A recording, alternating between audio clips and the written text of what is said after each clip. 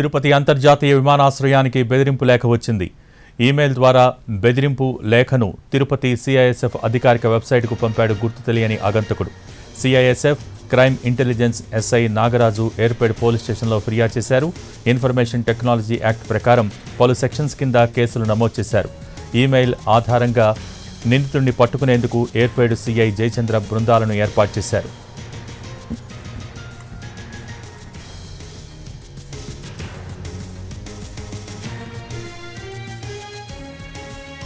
Medicover తో మీ మాతృత్వ కలలను సాకారం చేసుకోండి. ఇప్పుడు IOI పై 50%, IVF పై 20,000 తగ్గింపు మరియు పొందండి ఉచిత కన్సల్టేషన్ తో పాటు ఫ్రీ అల్ట్రాసౌండ్ స్కానింగ్. తిరుపతి అంతర్జాతీయ విమానాశ్రయానికి బెదిరింపు లేఖ వచ్చింది. ఈమెయిల్ ద్వారా బెదిరింపు లేఖను తిరుపతి సిఐఎస్ఎఫ్ అధికారిక వెబ్సైట్కు పంపాడు గుర్తు తెలియని ఆగంతకుడు. CISF crime intelligence SI Nagaraju Yerpedu police స్టేషన్లో ఫిర్యాదు చేశారు.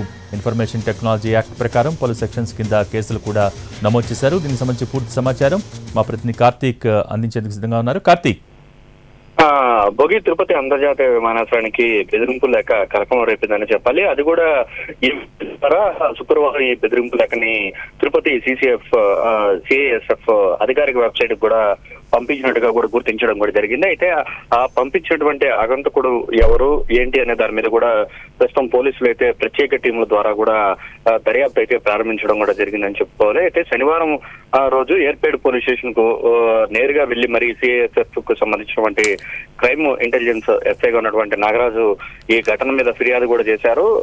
ఈ యొక్క అనుమానాస్పదంగా వచ్చినటువంటి ఈ మెయిల్ కి సంబంధించి ఎవరు చేశారు, దాంట్లో ఈ మెయిల్ లో ఉన్నటువంటి సారాంశం ఏంటి అనే దాన్ని కూడా పోలీసులు కూడా ప్రస్తుతానికైతే చాలా గౌప్యంగా ఉంచారు. అయితే దాడి చేస్తాము అనే విధంగా అయితే బెదిరింపు లేఖలో ఉన్నట్టయితే మనకున్నటువంటి సమాచారం తెలుస్తోంది. సో ఈ మేరకే మొత్తం వ్యవహారాన్ని కూడా పోలీసులు సీరియస్ గా తీసుకుని ప్రత్యేక టీమ్స్ ద్వారా కూడా గాలింపు చర్యలు చేపడుతున్నారు. గతంలో కూడా ఇలాంటి ఈ ఫేక్ కాల్స్ వచ్చేది. అయితే ఈసారి మాత్రం తిరుపతి విమానాశ్రయానికి మెయిల్ ద్వారా కూడా ఈ చాలా కీలకమైనటువంటి కూడా పొందుపరిచినటువంటి నేపథ్యంలోనే పోలీసులు ఈ ఘటనను కూడా ఈ యొక్క మెయిల్ ఐడిని కూడా ఈ మెయిల్ ని కూడా చాలా సీరియస్ గా తీసుకుని అయితే దర్యాప్తు చేస్తున్నారు.